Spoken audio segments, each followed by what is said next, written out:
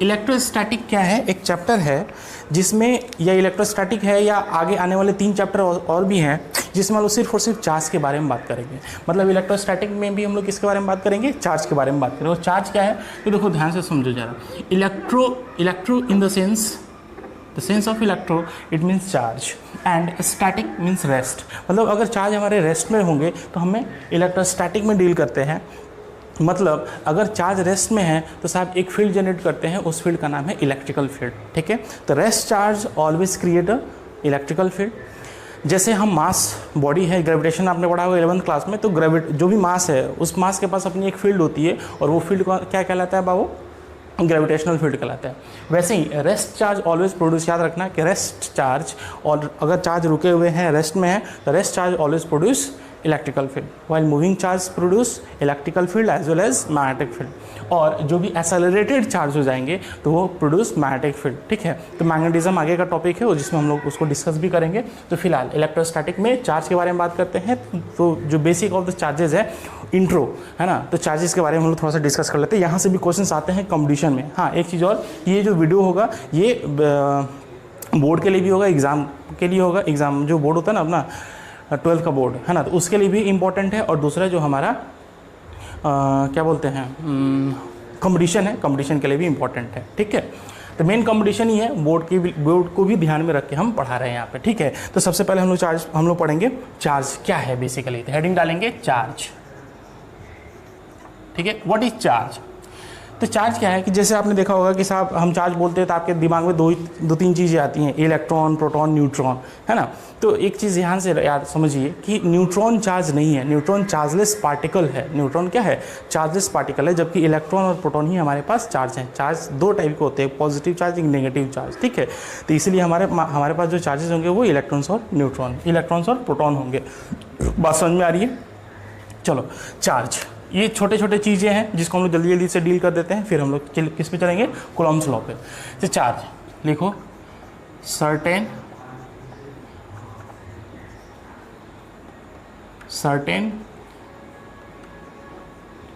elementary particles like electrons and proton are called charge. इन्हीं को हम लोग क्या नाम दिए हैं बाबू, चार्ज नाम दिए हैं। ठीक है, अब कहता है क्या कि चार्ज है, तो चार्ज क्या है, एक स्केलर क्वांटिटी या वेक्टर क्वांटिटी है। तो चार्ज हमारे क्या स्केलर क्वांटिटी है, क्योंकि इसके पास मैग्नीट्यूड होता है 2 कूलम, 5 कूलम, 10 कूलम, है ना, लेकिन इसके पास कोई भी अपना डायरेक्शन नहीं होता है। तो यहाँ पे लिख लेंगे क्या है ये, स्केलर क्वांटिटी, स्केलर क्वांटिटी। अब हम लोग बात करते हैं इसकी यूनिट की, है ना। तो बहुत सारे यूनिट सिस्टम दिए गए हैं जिसमें हम लोग सबसे पहले पढ़ेंगे SI unit system. SI unit लिखो ना। एसआई यूनिट में चार्ज का यूनिट क्या होता है, देखो यहाँ पे Q इज बेसिकली क्या होता है, I into T. I is the current and T is the time. तो आई का यूनिट क्या होता है, एम्पियर, और टाइम का यूनिट होता है सेकंड। तो एम्पियर सेकंड को ही हम लोग क्या बोलते हैं, चार्ज का यूनिट। तो चार्ज का यूनिट होगा एम्पियर सेकंड। तो एम्पियर सेकंड को ही हम लोग कंबाइंडली क्या बोलते हैं बाबू, कूलम, जिसको हम लोग दिखाते हैं सी से। ठीक है, कह रहा है क्या कि इतना जो क्वांटिटी है ना, इसी क्वांटिटी को हम लोग क्या बोलते हैं, एक नया नाम देते हैं कूलम, और कूलम को हम लोग दिखाते हैं क्या, कैपिटल सी से। कोई दिक्कत नहीं साहब। ऐसे ही आपका आता है CGS unit, CGS unit and ईएसयू unit. तो सीजीएस और ईएसयू में, ईएसयू मतलब इलेक्ट्रोस्टैटिक यूनिट, ईएसयू में इसका यूनिट होता है स्टैट कूलम। स्टैट कूलम को हम लोग शॉर्टकट में दिखाते हैं ST.C से। कोई दिक्कत नहीं। MKS unit system and EMU आएगा, EMU मतलब इलेक्ट्रोमैग्नेटिक यूनिट। इसमें हम लोग पढ़ते हैं absolute coulomb, absolute coulomb. Absolute coulomb इसका यूनिट होता है जिसको हम लोग दिखाते हैं ABC से। This is your absolute coulomb. अब आप देखो ये जो चीज़ है यूनिट, ये भी आपका इंपॉर्टेंट है। बहुत बार मेडिकल में कॉम्पिटिटिव एग्जाम में ये क्वेश्चंस पूछे भी गए हैं। कैसे क्वेश्चन पूछे गए हैं हम आपको दिखाते हैं।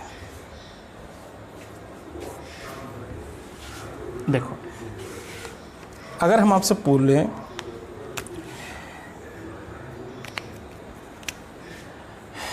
रिलेशन बिटवीन कूलम्ब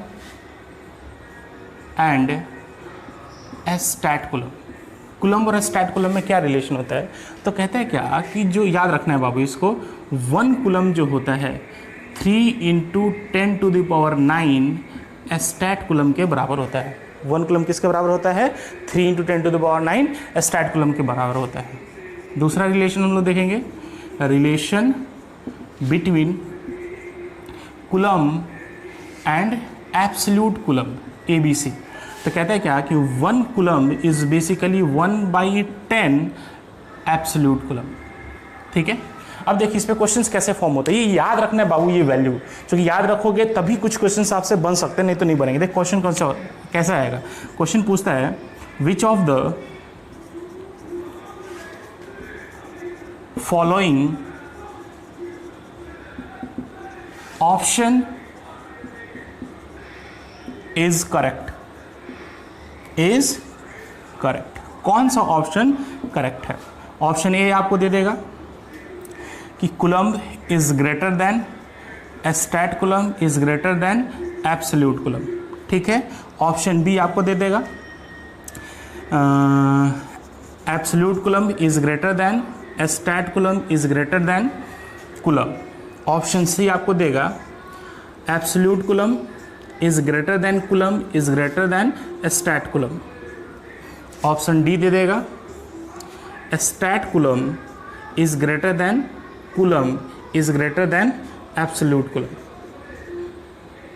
ठीक है, ये आपके पास क्वेश्चन दे दिया ऐसे, और कह रहा है क्या कि कौन सा ऑप्शन आपके पास क्या है, करेक्ट है। ठीक है, तो घबराना नहीं है, ऐसे ऐसे क्वेश्चंस को कैसे डील करेंगे। तो जब तक ये रिलेशन आपको नहीं याद रहेगा बाबू, तब तक आप इन सब टाइप के क्वेश्चंस को आप डील नहीं कर सकते। बहुत बार ये वैल्यूज में भी पूछ देता है क्वेश्चन। ठीक है, तो देखो कौन सा ऑप्शन करेक्ट है। यहाँ देखो 1/10 ABC जो है, मतलब 0.1 ABC 1 कूलम के बराबर है। तो कूलम और एब्सोल्यूट कूलम में कौन बड़ा हो गया साहब? ABC बड़ा हो गया। ABC is greater than coulomb, यहाँ पे लिख लो, नहीं समझ में आया तो ABC is greater than coulomb. और यहाँ पे कह रहा है क्या कि इतना एस्टैट कूलम मिलके 1 कूलम का फॉर्मेशन करता है। इसका मतलब एस्टैट कूलम और कूलम में कौन बड़ा हो गया साहब? कूलम बड़ा हो गया। तो कूलम बड़ा हो गया तो कूलम इज ग्रेटर देन किसका हो जाएगा? एस्टैट कूलम। देख तो ऑप्शन कौन सा होगा? ABC CSTC, ABC CSTC, this is the option number C, this is the right answer. बोलो कोई दिक्कत? समझ में आया? शाबाश, इतना जीरोक्स करो बाबू फटाक से। अब हम लोग पढ़ेंगे चार्ज के टाइप्स। हेडिंग डालेंगे टाइप्स ऑफ चार्ज। चार्ज कितने टाइप्स के होते हैं बाबू बताओ तो? चार्ज कितने टाइप्स के होते हैं? 1 type, 2 type, 3 type, 4 type. How many types? तो देखो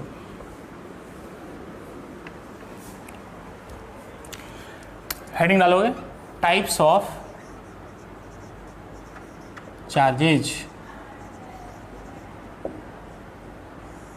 ठीक है, पहला चार्ज के मात्र 2 टाइप्स हैं, एक पॉजिटिव चार्ज और दूसरा है बाबू निगेटिव चार्ज। मात्र चार्ज 2 ही टाइप होते हैं। जैसे आपने कहा कि साहब इलेक्ट्रॉन, प्रोटॉन, न्यूट्रॉन 3 टाइप के चार्ज होते हैं, नहीं साहब, इलेक्ट्रॉन और प्रोटॉन ही चार्ज हो जाएंगे, क्योंकि इलेक्ट्रॉन पे नेगेटिवली चार्ज होगा, प्रोटॉन पे पॉजिटिवली चार्ज होगा, और न्यूट्रॉन चार्जलेस क्वांटिटी है। इसीलिए चार्ज हमारे 2 टाइप्स के, पॉजिटिव चार्ज और नेगेटिव चार्ज मात्र। ठीक है, कहते हैं क्या कि देखो ये भी ठीक है। अब हम लोग पढ़ेंगे डिस्ट्रीब्यूशन ऑफ चार्ज। चार्ज को चार्ज है तो चार्ज को कैसे डिस्ट्रीब्यूट किया जाता है उसके बारे में हम लोग डिस्कस करेंगे। ये जो डिस्ट्रीब्यूशन ऑफ चार्ज करेंगे साहब, ये आगे एकदम आते जाएगा, इसलिए इसको यहीं पे याद रखना है, डिस्ट्रीब्यूशन ऑफ चार्ज। ये सब फंडामेंटल बता रहे हैं बाबू चार्ज के बारे में, जो कि आपने पहले भी पढ़ रखा होगा, है ना। चलो, डिस्ट्रीब्यूशन ऑफ चार्ज। चार्ज को दो टाइप से डिस्ट्रीब्यूट किया जा रहा है। पहला point charge distribution, point charge distribution, और दूसरा होता है कॉन्टिन्यूअस चार्ज डिस्ट्रीब्यूशन।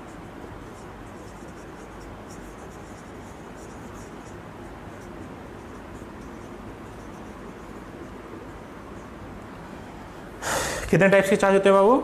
दो टाइप्स के चार्ज होते हैं। कितने टाइप्स के होते हैं? दो टाइप्स के होते हैं। एक पॉइंट चार्ज डिस्ट्रीब्यूशन होता है, दूसरा हमारा कंटिन्यूअस चार्ज डिस्ट्रीब्यूशन होता है। कितने होते हैं? पॉइंट चार्ज डिस्ट्रीब्यूशन और कंटिन्यूअस चार्ज डिस्ट्रीब्यूशन। ठीक है, तो सबसे पहले हम बात किसके बारे में करेंगे? पॉइंट चार्ज डिस्ट्रीब्यूशन के बारे में बात हम लोग करेंगे। तो देखो कुछ नहीं है, सिंपल।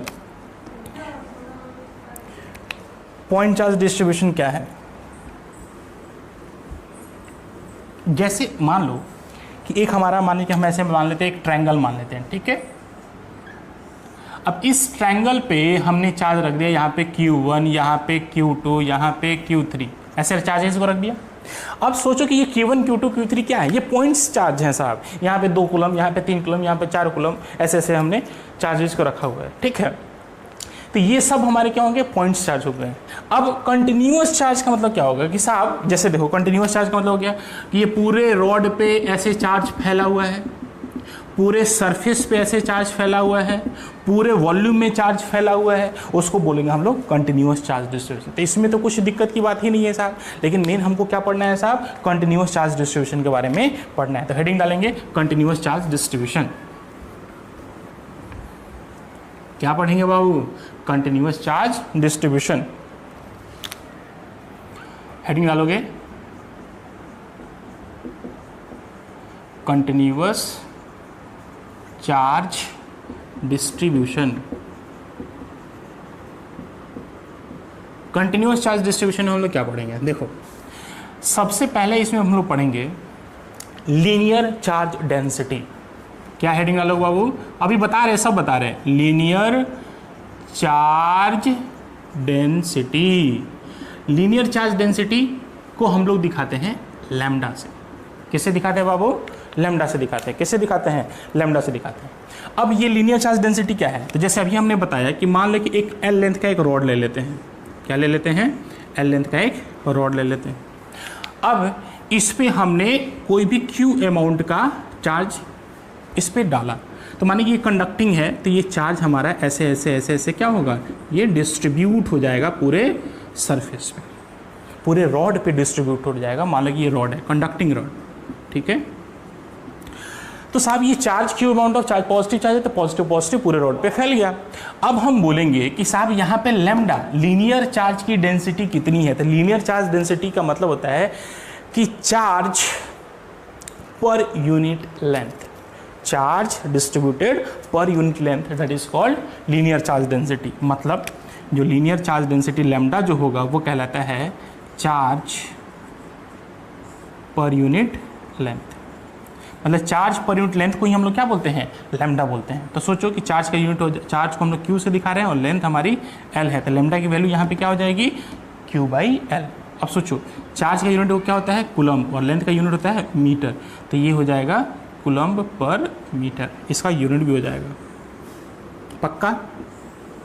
ठीक है, तो लैम्डा हमेशा याद रखिएगा। अगर कूलम्ब पर मीटर होगा तो पर मीटर होगा तो हमेशा लैम्डा होगा, मतलब वो लीनियर चार्ज डिस्ट्रीब्यूशन है, मतलब किसी भी रॉड पे होगा। ठीक है, नेक्स्ट आपको हम बता दें surface charge density. Surface charge density, next लिखो बाबू सरफेस चार्ज डेंसिटी, जिसको हम लोग दिखाते हैं सिग्मा, इसको पढ़ते हैं लैम्डा। लैम्डा क्या पढ़ते हैं इसको? लैम्डा। ये सिंबॉलिक इन्फॉर्मेशन है जिसको हम लोग बोलते हैं लैम्डा, है ना। ये भी एक सिंबल है, इस सिंबल का नाम है सिग्मा। जैसे ये सिंबल क्या है? ए, अल्फ़ाबेट का ए है, तो ए जैसे हम लोग पढ़ते हैं ए, इसको पढ़ते हैं बी, वैसे ही सिंबॉलिक इन्फॉर्मेशन है जिसका नाम है लैम्डा, और इसका सिंबॉलिक इन्फॉर्मेशन जिसका नाम है सिग्मा, याद रखना है बस, ठीक है, आगे काम आएगा। तो देखो सरफेस चार्ज डेंसिटी का मतलब क्या है कि मान लो, पहले लिख लेते हैं, सरफेस चार्ज मतलब सरफेस पे चार्ज फैला हुआ होगा, तो यूनिट एरिया में कितने चार्ज फैले होंगे, that is called sigma, surface charge density. तो सिग्मा बराबर हो जाएगा charge distributed per unit area, क्या होगा, charge distributed per unit area, ठीक है, इसको सिग्मा बोलेंगे, मतलब कूलम्ब पर मीटर स्क्वायर, ठीक है, इसका यूनिट होगा। क्या होगा, जैसे एग्जांपल में देखो, एग्जांपल में आपको दिखाते हैं,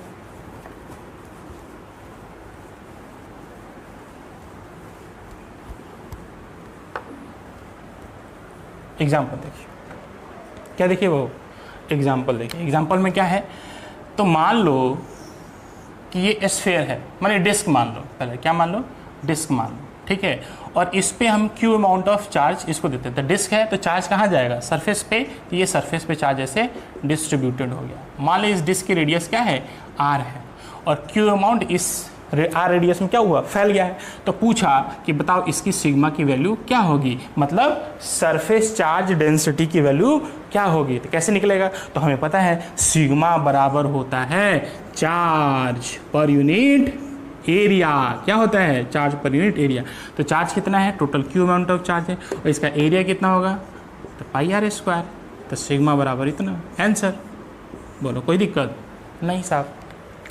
ऐसे ही आपका आ जाएगा नेक्स्ट, सरफेस चार्ज डेंसिटी के बाद क्या हो जाएगा, वॉल्यूमेट्रिक चार्ज डेंसिटी, क्या जाएगा बाबू, वॉल्यूमेट्रिक चार्ज डेंसिटी। तो नेक्स्ट हेडिंग डालेंगे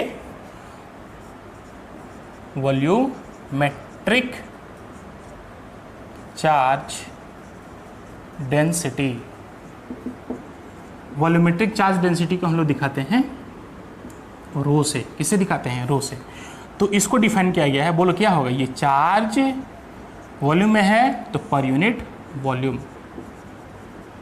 है ना, तो इसका यूनिट क्या होगा, चार्ज का यूनिट कूलम्ब और वॉल्यूम का यूनिट मीटर क्यूब, चार्ज पर यूनिट वॉल्यूम, इसी को हम लोग क्या बोलते हैं, रो बोलते हैं, है ना, इसको पढ़ते हैं रो, सिंबॉलिक इन्फॉर्मेशन का नाम क्या है, रो, क्या नाम है इसका, रो, है ना। चलो तो हाँ, क्वेश्चन देखो, क्वेश्चन क्या है, मान लो कि एक सॉलिड, मान लो कि ये स्फीयर है, सॉलिड स्फीयर मान लो, सॉलिड नॉन कंडक्टिंग स्फीयर,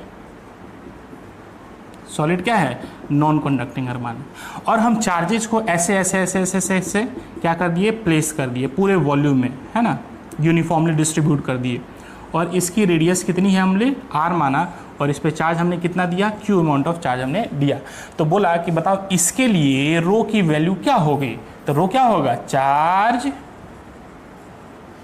रो की वैल्यू क्या होगी, तो चार्ज पर यूनिट वॉल्यूम, बोलना पड़ेगा चार्ज पर यूनिट वॉल्यूम, तो चार्ज कितना है साहब, क्यू, और यही चार्ज वॉल्यूम में फैला हुआ है, तो वॉल्यूम कितना होता है, 4/3 pi r cube, this is your answer, एकदम सिंपल सा है। नेक्स्ट हेडिंग है बाबू, हम लोग पढ़ेंगे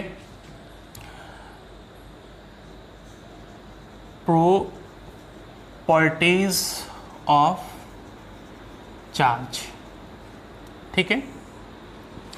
अच्छा एक चीज़ समझो कि अगर हम चार्ज बोल रहे हैं तो चार्ज का मतलब आप समझो कि इलेक्ट्रॉन बोल रहे हैं, चार्ज का मतलब ही इलेक्ट्रॉन, क्योंकि चार्ज का transfer that is the transfer of electron not proton, क्योंकि प्रोटॉन न्यूक्लियस में होता है, प्रोटॉन का ट्रांसफर कभी भी नहीं होता है ट्रांसफर तो सिर्फ और सिर्फ इलेक्ट्रॉन का ट्रांसफर होता है, बोलो कोई दिक्कत नहीं साहब। तो कहते हैं क्या कि प्रॉपर्टी ऑफ चार्ज में सबसे पहला प्रॉपर्टी जो कि आपको पता होगा कि सिमिलर चार्जेस के बीच में क्या होता है, रिपल्सन, और डिसिमिलर चार्जेस के बीच में क्या होता है, अट्रैक्शन होता है, मतलब positive charge like charges always repel करेंगे,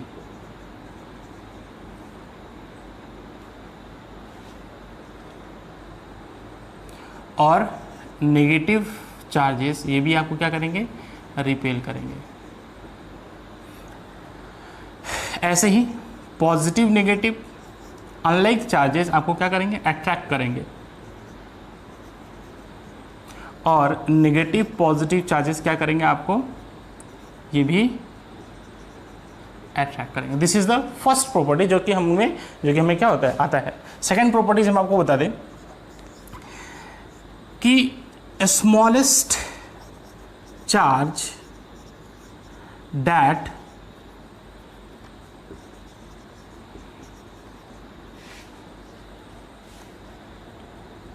that any body will have is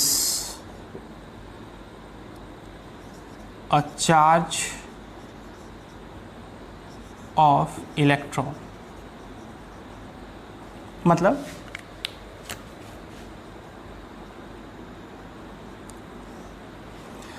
कह रहे क्या कि the smallest charge that any body will have is a charge of electron. मतलब किसी भी बॉडी के पास जो सबसे मिनिमम अमाउंट ऑफ जो चार्ज होगी वो हमेशा एक इलेक्ट्रॉन के चार्ज के बराबर होगा। मतलब दैट इज, इसको हम ऐसे भी बोल सकते हैं कि स्मॉलेस्ट यूनिट ऑफ चार्ज क्या है, चार्ज की स्मॉलेस्ट यूनिट क्या होगा, वो होगा इलेक्ट्रॉन। ठीक है, मतलब इलेक्ट्रॉन्स पे जितना चार्ज होता है उससे कम चार्ज नहीं हो सकता कभी भी किसी बॉडी के पास। एक इलेक्ट्रॉन के पास चार्ज कितना होता है, तो एक इलेक्ट्रॉन के पास जो चार्ज होता है वो माइनस का होता है 1.6 × 10⁻⁻19 कूलम। एक इलेक्ट्रॉन के पास चार्ज होता है, जबकि एक प्रोटॉन के पास चार्ज होगा, याद रखिएगा, प्लस का 1.6 × 10⁻⁻19 कूलम। मैग्नीट्यूड सेम होता है बट क्या होता है साथ, एक में प्लस होता है और दूसरा पॉजिटिवली चार्ज पार्टिकल है, दूसरा नेगेटिवली चार्ज पार्टिकल है। ठीक है, अब कहते हैं क्या कि देखो हमारे बुक में ऐसा लिखा हुआ है कि जो स्मॉलेस्ट चार्ज है वो आपका क्या है, इलेक्ट्रॉन है। लेकिन इलेक्ट्रॉन से भी स्मॉलेस्ट होता है वो क्या है आपका, क्वार्क्स है। क्या है बाबू, क्वार्क्स। तो एक चीज बस थोड़ा सा स्टार दे के लिख ले कि चार्ज ऑन अ क्वार्क्स होता है ±e/3 या ±2e/3, ऐसे होता है। एक क्वार्क्स पे हमारा क्या होता है, इतना ही चार्ज होता है। मतलब ये देखो कि इलेक्ट्रॉन पे जितना चार्ज होता है उसका भी क्या है, 1/3 है, उस पर 2/3 है, मतलब 2/3 E के बराबर है। तो क्या है कि ये इलेक्ट्रॉन से भी कम है क्वार्क्स पे चार्ज। यहाँ पे देखो हमने क्या माना है कि the smallest unit of the charge is electron, लेकिन यहाँ पे आप कह रहे हैं कि क्वार्क्स एक ऐसा एलिमेंट्री पार्टिकल है जिसपे जो चार्ज होता है वो इलेक्ट्रॉन से भी छोटा होता है। तो ये है, एग्जिस्ट करता है क्वार्क्स, लेकिन हमारे बुक में, हमारे सिलेबस में क्वार्क्स नहीं पढ़ना है। तो हमारे लिए smallest unit of the charge क्या होगा, वो हमेशा इलेक्ट्रॉन होगा। ठीक है, और एक इलेक्ट्रॉन पे चार्ज इतना होता है, माइनस में होता है, और प्रोटॉन पे इतना होता है। ठीक है, अब साथ साथ हम आपको मास भी पढ़ा देते हैं कि मास ऑफ इलेक्ट्रॉन कितना होता है, बोलो कितना होता है, 9.1 × 10⁻31 kg। ये पता है आपको, याद रखना है, इसको बहुत काम आएगा। और मास ऑफ प्रोटॉन कितना होता है, 1.67 × 10⁻27 kg। ये आपका मास ऑफ प्रोटॉन होता है, कोई दिक्कत नहीं। तो इस आप देखो कि मास ऑफ प्रोटॉन ज़्यादा है मास ऑफ इलेक्ट्रॉन से, क्योंकि इसकी पावर क्या है, -27 है, इसकी पावर -31 है, तो माइनस में ये बड़ा होगा। ठीक है, तो मास डिफरेंट होने के कारण इन दोनों की एक्सेलरेशन क्या होगी, डिफरेंट होगी। अगर सेम इलेक्ट्रिकल फील्ड में पाया जाएगा तो क्या इस पे क्वेश्चन जो बनेंगे वो बात की बात बनेंगे। ठीक है, लेकिन फिलहाल के लिए आपको याद रखना है कि दोनों का मास क्या होता है, डिफरेंट होता है। Mass of proton is greater then mass of electron. ठीक है, नेक्स्ट जो third property of the charge है दैट इज वेरी इंपॉर्टेंट, और ये है आपका क्वांटाइजेशन ऑफ चार्ज।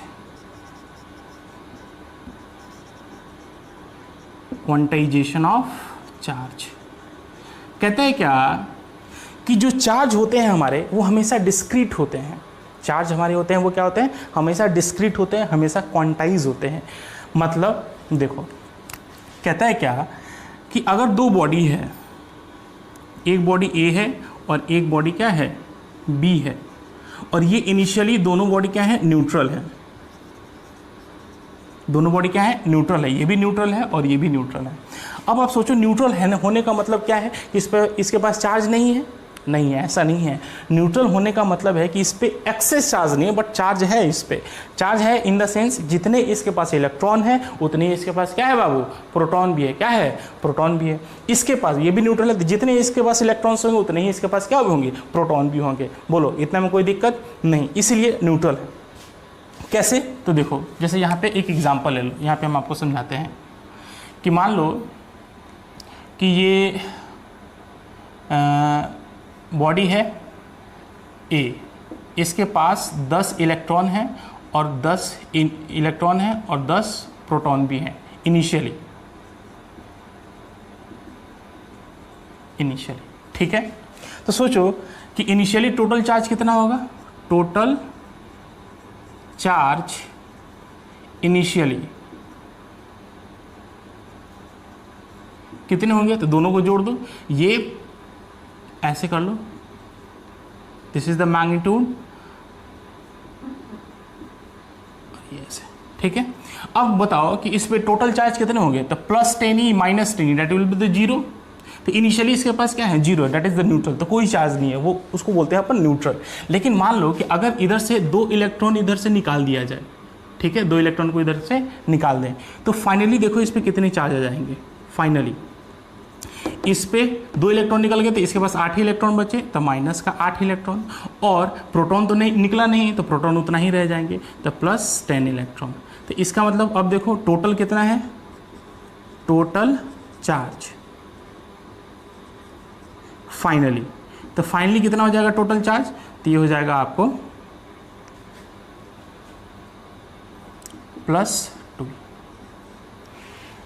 इसका मतलब समझना है कि अगर किसी बॉडी से अगर इलेक्ट्रॉन निकलता है तो अगर इलेक्ट्रॉन निकलता है तो जिस बॉडी से निकलता है उस पर हमेशा पॉजिटिव चार्ज होगा, और जिस बॉडी पे आएगा तो यही -2e वहाँ पे ज़्यादा हो जाएगा। तो पहले 10 था तो अब कितना हो जाएगा, -12e हो जाएगा, ठीक है। तो -12e और +10e तो कितना हो जाएगा, -2e हो जाएगा। तो जिस बॉडी से इलेक्ट्रॉन निकलता है उस पर पॉजिटिव चार्ज आता है, जबकि जिस बॉडी पे इलेक्ट्रॉन जाता है उस पर नेगेटिव चार्ज आता है, ठीक है। चलो आप यहाँ पे देखो, मान लो कि ए और बी दोनों हमारे क्या है, न्यूट्रल बॉडी है। तो न्यूट्रल बॉडी है मतलब जितने इसके पास इलेक्ट्रॉन है उतने ही इसके पास प्रोटॉन भी है। अगर मान लो कि ये ट्रांसफ़र करता है इलेक्ट्रॉन का, अगर ये इसको ट्रांसफ़र किया, मान लो कि 10 इलेक्ट्रॉन का ट्रांसफ़र किया, ठीक है, तो 10 इलेक्ट्रॉन का ट्रांसफ़र करने से इस पर क्या आया, इस पर चार्ज आ जाएगा, निकालने से +10e का चार्ज आ जाएगा, चूँकि निकला है इससे इलेक्ट्रॉन तो +10e का चार्ज आएगा, और इसमें गया है तो इस पे चार्ज कितना आ जाएगा, -10e का चार्ज आ जाएगा। कोई दिक्कत नहीं। अगर ये करे क्या कि इधर से 0.5 इलेक्ट्रॉन ये ट्रांसफ़र करना चाहे, ये 0.5 इलेक्ट्रॉन ट्रांसफ़र करना चाहे किसको, बी को, तो साहब ये ट्रांसफ़र नहीं कर सकता। क्यों, क्योंकि जो सबसे छोटा चार्ज होता है वो 1e के बराबर होता है, और यहाँ पे चार्ज का ट्रांसफ़र कितना हो रहा है, 0.5e, तो इसलिए ये पॉसिबल आपका नहीं होगा, दिस इज़ नॉट पॉसिबल। तो पॉसिबल कितना होगा, 10e पॉसिबल होगा, 12e पॉसिबल होगा, 500e पॉसिबल होगा, जितना मर्जी उतना पॉसिबल होगा। इसका मतलब जो है कि साहब जो इलेक्ट्रॉन के साथ जो मल्टीप्लायर वाला जो चीज़ है वो हमेशा क्या होगा, इंटीजर होगा, ठीक है। तो हमेशा क्वांटाइजेशन ऑफ चार्ज क्या कहता है कि कोई भी excess charge on a body होगा, EXCEXX, एक्सेस चार्ज, इससे बहुत क्वेश्चन बनेंगे भी बाबू। एक्सेस चार्ज बराबर होगा वो हमेशा +-n × e के बराबर होगा। प्लस माइनस क्यों, तो देखो इसमें से चार्ज निकला तो इसमें प्लस आया, और इसमें चार्ज गया तो इसमें माइनस आया, तो प्लस भी आ सकता है और माइनस भी आ सकता है। इसलिए एक्सेस चार्ज ऑन बॉडी होगा +-n × e, where n is integer. क्या लिखेंगे यहाँ पे, वेयर n बराबर इंटीजर, ठीक है। तो क्वांटाइजेशन ऑफ चार्ज क्या कहता है कि जो चार्ज होगा किसी भी बॉडी पे वो हमेशा integer multiplier of the electron के बराबर होगा। वो हमेशा किसके बराबर होगा, integer multiplier of the electron. तो लिखना आप चाहो तो लिख भी दो कि excess charge on a body is always equals to integer multiplier of the electron. कोई दिक्कत नहीं, बस दिस इज। अब इस पे क्वेश्चंस कैसे आते हैं वो आप देखो।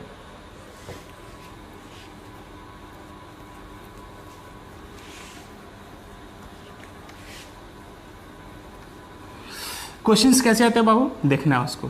कहता है क्या कि आपसे क्वेश्चन पूछ दे क्वेश्चन पूछ दे कि can a body have a charge of 1 coulomb, क्या किसी बॉडी के पास 1 कूलम का चार्ज हो सकता है? तो आंसर क्या होगा देखते हैं। तो देखो कि किसी बॉडी के पास 1 कूलम का चार्ज होना है, इसका मतलब कि बेसिकली 1 कूलम का चार्ज तब आया होगा जब बहुत सारे इलेक्ट्रॉन्स, चूंकि एक इलेक्ट्रॉन पे चार्ज कितना होता है 1.6 × 10⁻⁻19 कूलम, और यहाँ पे ये चार्ज क्या है पॉजिटिव चार्ज है। तो ऐसे ऐसे कितने इलेक्ट्रॉन्स का चार्ज मिलके 1 कूलम बना होगा, तो वहाँ पे n क्या होगा, एन शुड भी इंटीजर होना चाहिए। तो देखो यहाँ पे ये 1 कूलम क्या है, this is the excess charge on the body. तो आपने पढ़ा है चूंकि Q बराबर क्या होता है N × E, चूंकि यहाँ पे प्लस का साइन है तो प्लस लिख लिया, और this is the excess charge, तो एक्सेस चार्ज कितना है 1, ठीक है, और n इंटू एक इलेक्ट्रॉन पे चार्ज होता है 1.6 × 10⁻⁻19 कूलम, ठीक है, ये 1 कूलम, कूलम से कूलम कट गया। तो n बराबर क्या हो जाएगा 1/1.6 × 10⁻⁻19, तो ये हो जाएगा 1/16 × 10⁻19 या 10/1.6 × 10⁻18, ऐसे कर सकते हैं। तो 10/1.6 की वैल्यू हो जाती है 6.25 × 10⁻18। अब आप सोचो कि ये इंटीजर है कि नहीं, इंटीजर है, कैसे? तो यहाँ देखो ये डबल जीरो को हटा दो, पॉइंट को हटा दो, तो 25 × 10⁻, कितना हो जाएगा +16, ठीक है। तो ये क्या है आपका इंटीजर है। तो किसी बॉडी के पास 1 कूलम का चार्ज हो सकता है कि नहीं हो सकता है, तो हाँ एन इंटीजर है, इसलिए आंसर क्या हो जाएगा यस, ठीक है ना। अब ऐसे क्वेश्चंस आपको देते हैं, अगर हम आपसे क्वेश्चन पूछे, लिखो can a body have a charge, can a body have a charge, next question लिखो can a body have a charge of 1.6 × 10⁻⁻20 coulomb, क्या किसी बॉडी के पास इतने कूलम का चार्ज हो सकता है? तो आंसर क्या होगा देखते हैं, वही एक्सेस चार्ज Q बराबर क्या होगा +N × E, चूँकि ये भी प्लस में है, या Q की वैल्यू कितनी लिखते हैं 1.6 × 10⁻⁻20 बराबर N इंटू एक इलेक्ट्रॉन पे चार्ज है 1.6 × 10⁻⁻90, ठीक है। यहाँ पे N की वैल्यू निकाल लो, N बराबर कितना हो जाएगा 1.6 से कटा, तो N की वैल्यू हो जाएगी 10⁻20/10⁻19, तो ये हो जाएगा 1/10। तो 1/10 ये क्या है integer, not integer, n is not a integer, here लिख दो, here n is not integer. अगर n इंटीजर नहीं है, मतलब क्वांटाइजेशन फॉलो नहीं कर रहा है, इसका मतलब किसी बॉडी पे इतना कूलम का चार्ज हो सकता है, तो आंसर क्या हो जाएगा, आंसर हो जाएगा इसका नो। कोई दिक्कत नहीं, आओ थोड़ा सा और भी देख ले, हम सब वैरायटी करा दे रहे बाबू कि आपको कभी भी कोई भी दिक्कत ना आए। देखो नेक्स्ट क्वेश्चन आपसे जैसे ऐसे बोल दे, इसी टाइप पे ऐसे क्वेश्चन आपको बोल दे, कह रहे क्या, देखो कह रहे क्या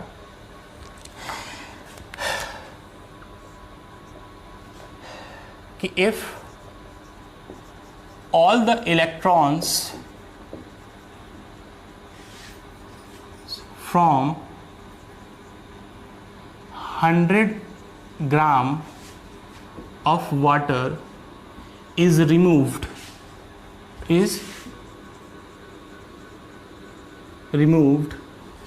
then find the excess charge on water. Water के पास एक्सेस चार्ज अब कितना होगा वो आपसे पूछ रहा है, ठीक है। तो सोचो कि अगर सारे इलेक्ट्रॉन्स को निकाल दिया जाए तो इस पर एक्सेस चार्ज तो आना ही है। तो चार्ज आना है का मतलब कैसे है, तो सबसे पहले हमें क्या निकालना पड़ेगा, तो तुम सोचो कि इसके पास इतना ग्राम में कितने मॉलिक्यूल्स होंगे, हमें वो निकालना है। क्योंकि अगर मॉलिक्यूल्स अगर हमें पता चल गया तो एक मॉलिक्यूल्स के पास कितने इलेक्ट्रॉन होंगे? तो एक मॉलिक्यूल्स के पास 8 दूना 16, 17 18 नहीं नहीं 8 और 2 10 इलेक्ट्रॉन्स होंगे टोटल एक मॉलिक्यूल्स के पास। तो अगर टोटल नंबर ऑफ मॉलिक्यूल्स अगर हमें निकल जाता है तो उसमें हम लोग क्या कर देंगे कि साहब एक इलेक्ट्रॉन पर चार्ज कितना होता है 1.6 × 10⁻⁻19 कूलम, तो उससे हम लोग मल्टीप्लाई कर देंगे तो आंसर आ जाएगा। तो हमारे लिए मेन बेसिक क्या है कि साहब हम पता कर लें कि 10 ग्राम H2O में कितने नंबर ऑफ मॉलिक्यूल्स निकलेंगे, फिर उस मॉलिक्यूल्स में हम लोग नंबर ऑफ इलेक्ट्रॉन्स निकाल लेंगे। तो सोचो नंबर ऑफ मॉलिक्यूल्स निकालना है तो मॉलिक्यूल्स निकालने के लिए क्या करना पड़ेगा, हमें मोल्स निकालना पड़ेगा, फिर उसको एवोगाड्रो नंबर से मल्टीप्लाई करना पड़ेगा, तो हमें नंबर ऑफ मॉलिक्यूल्स निकल जाएंगे। चलो आओ सॉल्यूशन देखते हैं इसका। Solution, total number of moles in 100 gram H2O। 100 gram H2O में कितने नंबर ऑफ मोल्स होंगे पहले ये निकाल लें। तो मोल्स क्या होगा, वेट बाई मॉलिकुलर वेट। तो वेट कितना दिया हुआ है 100 ग्राम बाई मॉलिकुलर वेट कितना होगा, तो 8 दूना 16, 16 17 18। ठीक है, ये इतना क्या हो गया हमारा मोल्स में मिल गया। अब कह रहा है क्या कि total number of molecules in 100 gram of H2O। 100 gram H2O में कितने मॉलिक्यूल्स होंगे, तो साहब नंबर ऑफ मोल्स में क्या मल्टीप्लाई कर देंगे, एवोगाड्रो नंबर, तो हमारे कितने मिल जाएंगे, नंबर ऑफ मॉलिक्यूल्स मिल जाएंगे। तो 100 divided by 18 into Avogadro number कितना होगा 6.023 उन्हें 10⁻23। ये इतने हमारे क्या मिल गए, मॉलिक्यूल्स मिल गए। अब तुम सोचो कि एक मॉलिक्यूल्स H2O में कितने इलेक्ट्रॉन्स होते हैं, तो एक मॉलिक्यूल्स H2O में इलेक्ट्रॉन्स की संख्या कितनी होगी, तो 8 2 10। तो total number of electrons in 100 gram of H2O। 100 gram H2O में कितने नंबर ऑफ इलेक्ट्रॉन्स होंगे, तो साहब एक मॉलिक्यूल्स के पास 10 थे, इतने मॉलिक्यूल्स के पास कितने होंगे, तो गुना कर देंगे 6.023 इंटू 10⁻23 इंटू क्या हो जाएगा 10 हो जाएगा। अब नंबर ऑफ इलेक्ट्रॉन्स निकल गए कि 10 ग्राम H2O के पास कितने नंबर ऑफ इलेक्ट्रॉन्स हैं।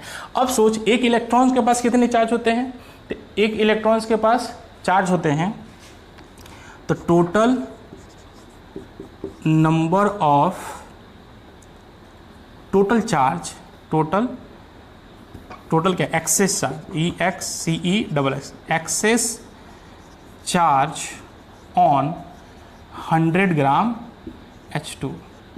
100 ग्राम H2 के पास कितना एक्सेस चार्ज होगा साहब, तो 100 divided by 18 into 6.023 into 10⁻23 into 10। और एक इलेक्ट्रॉन के पास चार्ज कितना होता है, तो 1.6 गुने 10⁻⁻19 coulomb. This is your answer. देख कितना फटाक से बन गया आंसर। तो फुल केमिस्ट्री है ये, इतना आता भी होगा आपको, नहीं आता है तो यहाँ पे ध्यान से समझ में आ गया। नहीं समझ में आया होगा तो आप डिस्क्रिप्शन बॉक्स में कमेंट सेक्शन आप कमेंट वगैरह करके बता दीजिएगा साहब ये चीज़ नहीं समझ में आया, उसको हम फिर से हम लोग क्या कर लेंगे, डील कर देंगे। हम लोग आगे बढ़ते हैं थोड़ा सा।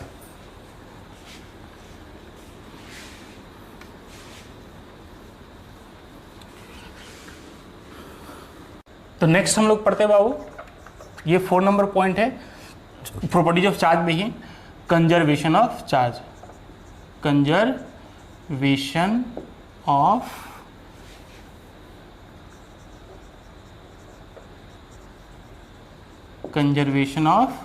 चार्ज। कंजर्वेशन ऑफ चार्ज क्या कहता है कि जैसे आपने एनर्जी का कंजर्वेशन पढ़ा है कि energy neither be created nor be destroyed, it can change from one form to another form. वैसे ही क्या है कि कंजर्वेशन ऑफ चार्ज भी है बाबू, क्या है वैसे ही conservation of charge. Conservation of charge क्या कहता है कि charge neither be created nor be destroyed, it can transfer from one body to another body. ठीक है, तो कहते हैं क्या कि charge is always conserve, charge हमेशा कंजर्व होता है। लेकिन कंजर्व कब होगा, तो सिर्फ और सिर्फ आइसोलेटेड सिस्टम के लिए कंजर्व होगा। तो लिखेंगे बाबू, हेडिंग डाल, लिख लो तो यदि फटाक से लिख लो कि charge is always conserve for an isolated system। हमेशा आइसोलेटेड सिस्टम के लिए ही चार्ज कंजर्व होगा। जैसे मान लो कि आपका एक बॉडी है और ये आइसोलेटेड सिस्टम है, ये आपका क्या है, आइसोलेटेड सिस्टम है। तो अगर इसके पास initially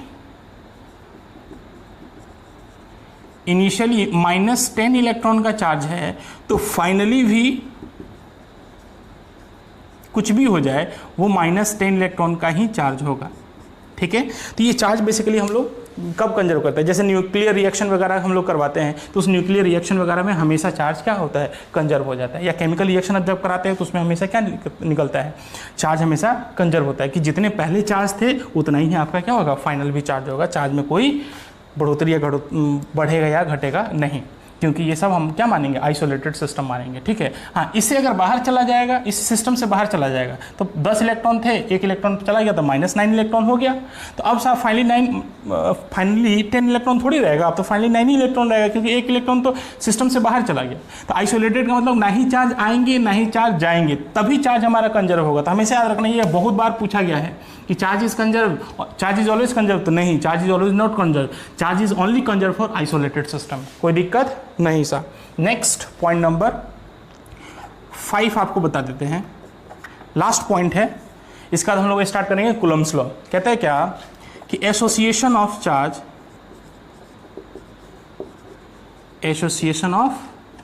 charge with mass. Charge का एसोसिएशन मास के साथ कैसे होता है वो हम थोड़ा सा यहाँ पे ध्यान से देखेंगे। मान लो कि एक कोई बॉडी है, ठीक है, और ये न्यूट्रल बॉडी है, माने कि ए बॉडी है और ये न्यूट्रल है, इनिशियली न्यूट्रल।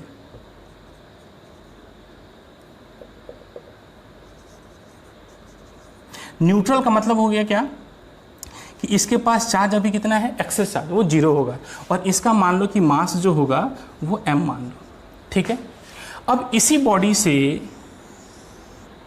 है ना, इसी बॉडी से हम लोग क्या किए कि चार्ज को हम लोग निकाले। तो चार्ज निकाले तो अब चार्ज अगर जैसे स्पेस से निकलता है, अगर चार्ज स्पेस से निकलता है, निगेटिव चार्ज निकलता है, इलेक्ट्रॉन निकलता है, इलेक्ट्रॉन कैसे निकालो, अगर इलेक्ट्रॉन निकलता है तो इस पे क्या आएगा, पॉजिटिव चार्ज आएगा कि नेगेटिव चार्ज आएगा, तो इस पे जो चार्ज आएगा वो पॉजिटिव हो जाएगा, इलेक्ट्रॉन के निकलने से पॉजिटिव चार्ज होगा। तो सोचो कि इसका जो मास होगा वो मास बेसिकली अब इंक्रीज करेगा या डिक्रीज करेगा, चार्ज के निकलने से इनकी। देखो होता है क्या है कि एक इलेक्ट्रॉन के पास अपना मास भी होता है 9.1 × 10⁻³ kg। तो अगर इलेक्ट्रॉन निकलता है तो अपना कुछ मास लेके भी निकलेगा, तो मास लेके निकलेगा तो साहब उसका मास अब क्या होगा, डिक्रीज कर जाएगा। तो अगर किसी बॉडी के पास अगर पॉजिटिव चार्ज आता है, एक्सेस चार्ज क्या है, अगर इस पर पॉजिटिव चार्ज है, तो पॉजिटिव चार्ज होने का मतलब उसके पास जो पहले जो मास था अब उस मास से क्या होगा, डिक्रीज कर जाएगा, मास क्या हो जाएगा, इसको बोलते हैं डिक्रीजेस, मास डिक्रीज कर जाएगा। लेकिन जैसे ही अगर किसी बॉडी पे, यही बॉडी है और इस पे अगर हम चार्ज देते हैं, चार्ज अगर आता है तो इस पे जो टोटल चार्ज हो, एक्सेस चार्ज हो जाए, वो अब निगेटिवली चार्ज बॉडी हो जाएगा। अगर निगेटिवली चार्ज बॉडी हो गया तो इसका जो मास होगा वो मास क्या होगा, डिक्रीज करेगा कि इंक्रीज करेगा, तो इंक्रीज कर जाएगा। ये क्वेश्चन पूछा हुआ है क्वेश्चन, ठीक है। एक और क्वेश्चन पूछा हुआ है कि साहब अगर किसी बॉडी के पास सिमिलर चार्जेस हैं तो क्या वो एक दूसरे को अट्रैक्ट करेंगे कि नहीं करेंगे, कि तो उसका आंसर क्या था कि ऑलवेज वो अट्रैक्ट ही करेंगे, तो ऑलवेज अट्रैक्ट नहीं कर सकते वो। अगर दो सिमिलर बॉडी हैं तो दो सिमिलर बॉडी अट्रैक्ट कर सकते हैं या नहीं कर सकते अपने आप को, क्वेश्चन ये था। तो साहब दो सिमिलर बॉडी अपने आप को अट्रैक्ट कर सकते हैं, ठीक है, ऐसा नहीं कि वो रिपेल ही करेंगे। इसका सोल्यूशन हम लोग बाद में पढ़ेंगे, जब हम लोग इंडक्शन ऑफ चार्जेस वगैरह पढ़ेंगे तो उसी समय हम लोग इसके बारे में डिस्कस करेंगे। तो ऐसा कुछ हार्ड एंड फास्ट नहीं है, सब में थोड़ा बहुत कहीं ना कहीं पेंच रहता है, उस चीज़ को बस समझने की जरूरत होती है, तो हम लोग समझेंगे उसको बाद में, ठीक है। फिलहाल के लिए association of charge with mass, तो हमेशा याद रखिएगा कि अगर पॉजिटिव चार्ज है तो मास डिक्रीज कर जाएगा, अगर किसी बॉडी पे नेगेटिवली चार्ज पार्टिकल है तो उसका मास क्या हो जाएगा, इंक्रीज कर जाएगा, कोई दिक्कत नहीं। एक और है एसोसिएशन ऑफ इसका नहीं है लेकिन हम ऐसे ही स्टार्ट करके लिखवा देते हैं, association of mass with speed. Speed पे भी मास डिपेंड करता है। कैसे? तो एक फॉर्मूला है m बराबर m0 by √1 minus v square by c square. देखो यहाँ पे m0 क्या है? तो m0 को बोलते हैं हम लोग रेस्ट मास। रेस्ट मास का मतलब क्या हो गया? m0 को हम लोग क्या बोलते हैं? Rest mass. और रेस्ट मास का मतलब हो गया साहब कि अगर हम रुके हुए हैं तो हमारे पास मास अभी मान लो कि 70 kg है, रुके हुए हैं तो वही m0 हो गया, वो रेस्ट मास हो गया। और यहाँ पे जो c है, c को बोलते हैं स्पीड ऑफ लाइट। c को क्या बोलते हैं? Speed of light. और स्पीड ऑफ लाइट ये आपको पता होगा 3 × 10⁸ मीटर पर सेकेंड। ये स्पीड ऑफ लाइट होती है। स्पीड ऑफ लाइट से ज़्यादा कुछ नहीं होता। नेक्स्ट ये v है, इसको बोलते हैं स्पीड ऑफ द बॉडी। मतलब अगर हमारी रफ्तार भी कुछ ऐसा हो जाए कि साहब स्पीड ऑफ लाइट के आधा या 1/4 हो जाए तो साहब हमारा जो मास होगा वो चेंज होगा। लेकिन नॉर्मल हम लोग जाते हैं 20 किलोमीटर पर आवर की रफ्तार से, 300 किलोमीटर पर आवर की रफ्तार से, 400-500 किलोमीटर पर आवर की रफ्तार से, ऐसे ही जाते हैं। तो ये वैल्यू मीटर पर सेकंड में करोगे तो और छोटी हो जाती है। तो ये वैल्यू क्या हो जाती है हमारी? बहुत ही छोटी हो जाती है। तो छोटा वैल्यू भाई बहुत बड़ा वैल्यू, चूंकि उसका स्क्वायर है, बहुत बड़ा वैल्यू हो जाएगा, इन्फिनाइट हो जाएगा। तो something by infinity that will be 0 and 0 - 1, 1 - 0 that is 1, √1 that is 1। तो m बराबर क्या हो जाएगा? m0। तो नॉर्मल कंडीशन में अगर हम लोग चलते रहते हैं तो हमारा मास चेंज नहीं होता है। लेकिन अगर यही हमारी स्पीड ऑफ लाइट के प्रोपोर्शन में हो जाए तो हमारा मास चेंज करने लगेगा। ठीक है, तो नेक्स्ट क्लास में हम लोग पढ़ेंगे साहब Coulomb's law. That is very important topic. Coulomb's law हम लोग पढ़ेंगे। आज के लिए इतना ही। Thank you, bye.